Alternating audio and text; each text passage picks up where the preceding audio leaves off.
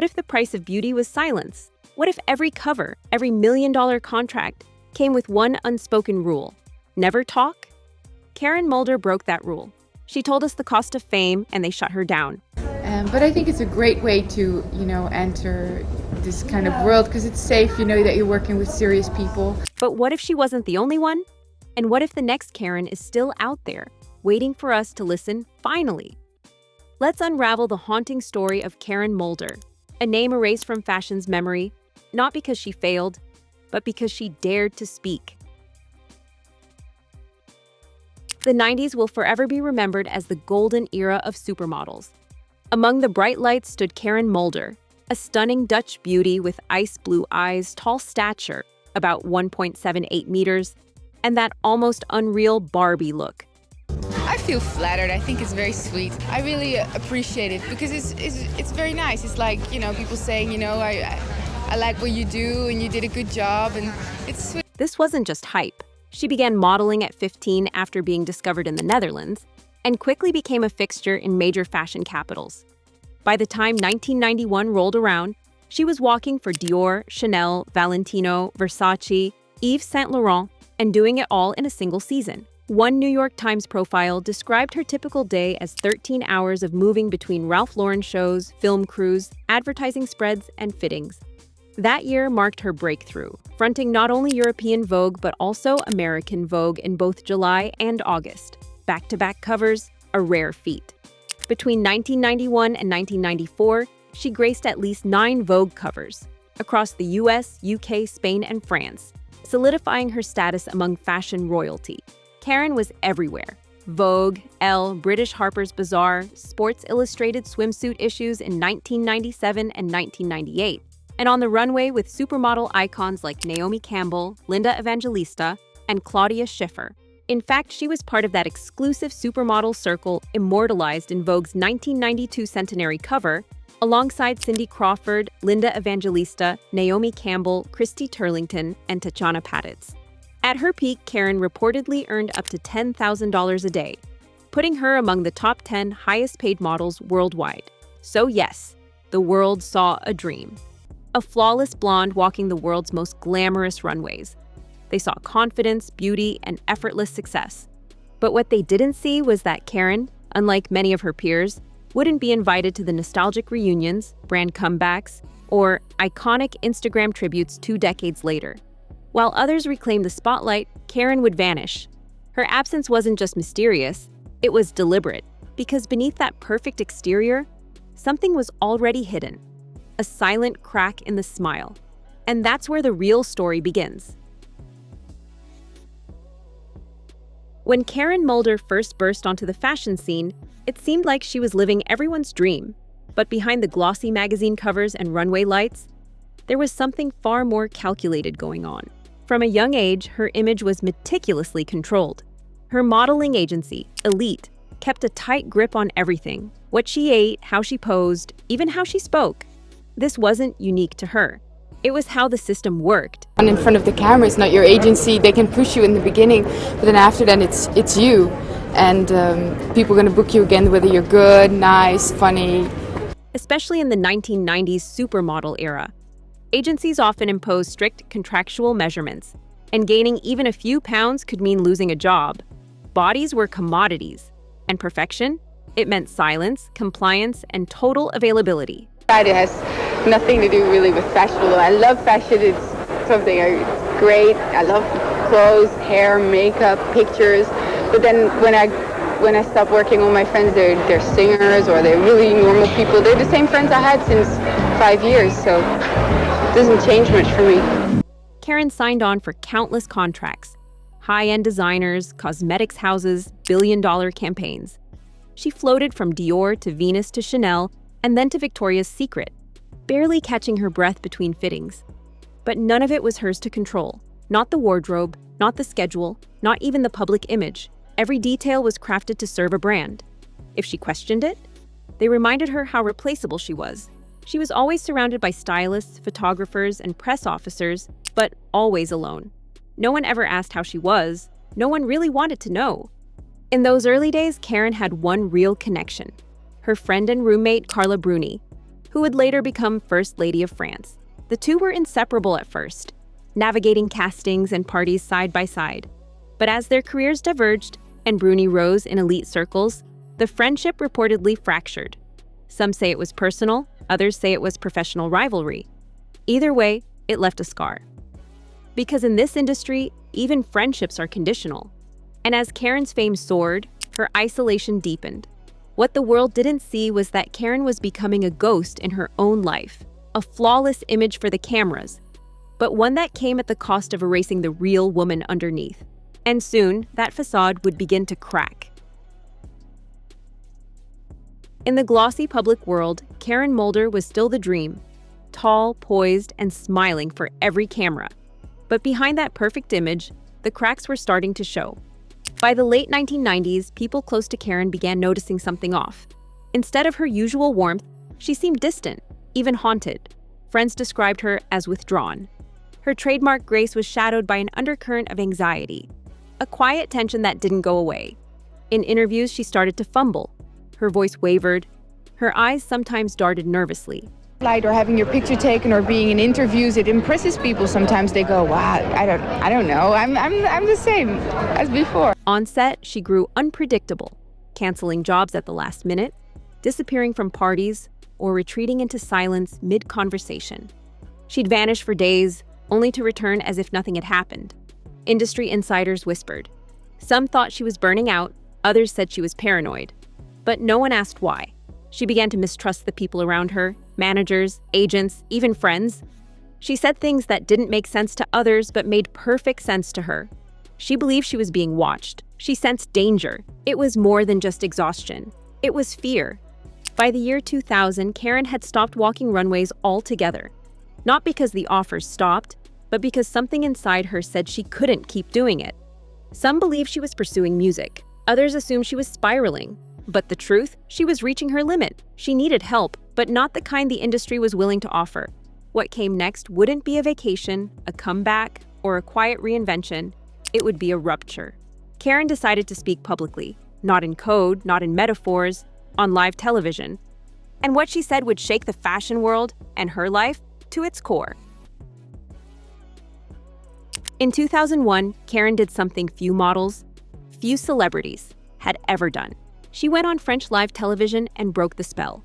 On October 31st, she appeared on the popular French talk show Tout le monde en parle in front of a studio audience and dropped a bombshell. Through tears, she accused high-profile figures in fashion, and even a member of European royalty, later reported to be Prince Albert of Monaco, of drugging and raping her, sometimes with the help of her own agency. The audience sat in stunned silence. So did the producers. The interview was never broadcast. The footage was erased from the network's archives, wiped clean, as if it never happened. But it was too late. The press caught wind of her claims, and days later, Karen doubled down in an interview with a French magazine, repeating the allegations in print. Within 24 hours, she was no longer a whistleblower. She was a patient. How many teenage models, Mr. Haddad, have you slept with? What do you mean by teenage? Her sister Saskia and a former agent took her to Villa Montsouris, a psychiatric clinic in Paris. She was placed under sedation and remained hospitalized for nearly 5 months. To some, this looked like compassion. To others, it looked like containment. Her father later blamed the breakdown on drugs, eating disorders, and the end of her modeling career, saying Karen had fallen into a black hole of despair. But many didn't buy it. Rumors swirled that her hospitalization had been orchestrated to silence her, that her claims were too dangerous to be aired, that the people she named had the power to make inconvenient women disappear. Conspiracy? Maybe, but the timing was chilling. By the time Karen left the clinic, the damage had been done, but not to the people she named, to her. The same magazines that once celebrated her beauty now labeled her unstable, delusional, mentally ill. No one from the fashion world came to her defense.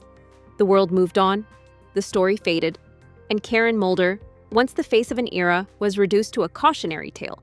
But what if she wasn't crazy? What if she told the truth, and the world just couldn't handle it? After Karen Moulder's explosive revelations and her 5-month stay in a psychiatric clinic, it was as if she vanished. No catwalks, no magazine covers, no TV interviews, just silence. In 2002, she tried to pivot. She released a pop single, I Am What I Am. I am my own special creation. A defiant title that seemed to scream for control over her own narrative.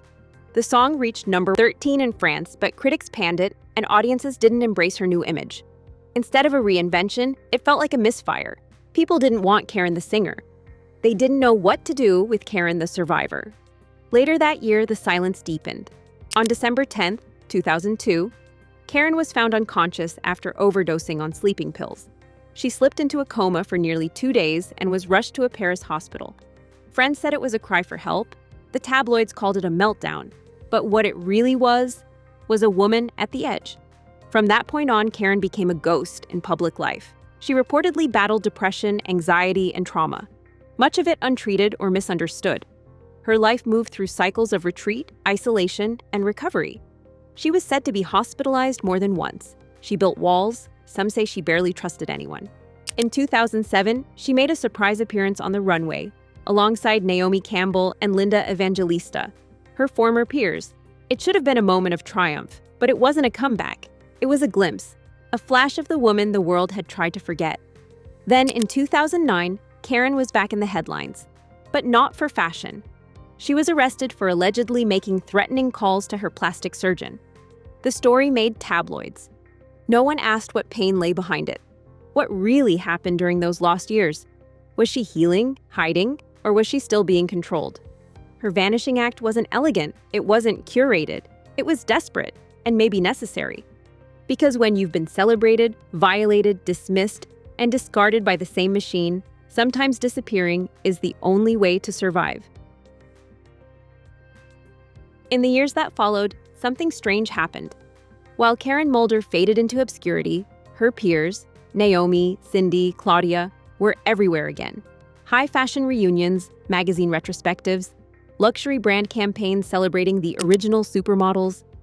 Yeah, we know, Janice Dickinson wouldn't like that one. The 2010s ushered in a nostalgic revival. The same faces from the 90s walked runways again, graced new covers, and became icons all over. But Karen wasn't invited. She was missing from the revival, absent from the tributes, airbrushed out of fashion's memory, and yet her story never really went away. As the fashion world began to reckon with its past, especially after the Me Too movement, people started revisiting Karen's 2001 interview. And suddenly, it didn't seem so unhinged, it seemed prophetic. In 2021, 11 women publicly accused Gerald Marie, the former head of elite model management in Paris, of rape and sexual assault. One of them was Karen Mulder. Many had waited decades to come forward, saying they feared retaliation, disbelief, or worse. But in Karen's case, she had already tried to speak. The world just wasn't ready to listen. A 2022 Sky News documentary revealed that grooming, coercion, and sexual abuse were widespread in the modeling industry, often enabled by agencies themselves. It wasn't one bad actor, it was systemic. Suddenly, Karen's so-called delusions sounded eerily familiar. The druggings, the coercion, the cover-ups. The same industry that once called her unstable now had to confront the possibility that she'd been telling the truth all along.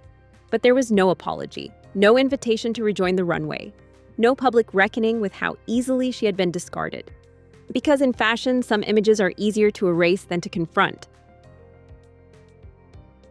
Karen Moulder wasn't just a beauty icon, she was a warning the fashion world chose to ignore. She tried to speak, she named names, and the response was to erase her.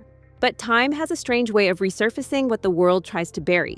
2 decades after that silenced interview, a new generation of models began echoing Karen's claims. One by one, stories of grooming, abuse, and coercion poured out. Not just from unknown names, but from top-tier professionals. 16 women accused Gerald Marie of rape and assault. Agencies were exposed, lawsuits followed, documentaries were made, and through all of it, Karen's story felt less like an outlier and more like a blueprint. She had told us, we just didn't listen.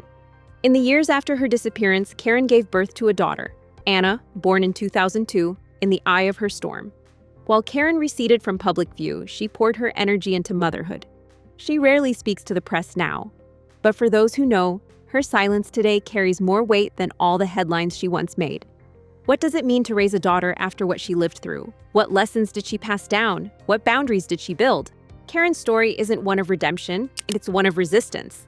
And while the fashion world has taken steps, new protections, open conversations, public apologies, it still celebrates image over substance. It still elevates silence over confrontation. The illusion is still seductive, and the machine still runs. So we have to ask, how many more Karens were there? How many were labeled unstable instead of abused? And how many are still out there, unheard, discredited, forgotten? Because Karen Mulder didn't fall apart. She fell away from a system that broke her, then pretended it never happened. And maybe, just maybe, we owe it to her, and every woman like her, to finally start believing what they've been saying all along. If Karen Mulder had spoken out today, would we believe her? Would we still label her unwell, unstable, or finally recognize her as one of the first to say what others were too afraid to? Let us know what you think in the comments. Because stories like Karen's aren't just about fashion, they're about power, silence, and what happens when a woman dares to speak. And if you want more untold stories from the worlds of fame, fashion, and resilience, don't forget to like, subscribe, and share this video. Your support helps bring these voices back into the light. Continue with us by clicking now on this other story that future fashion icons and curious minds have loved exploring. See you in the next episode.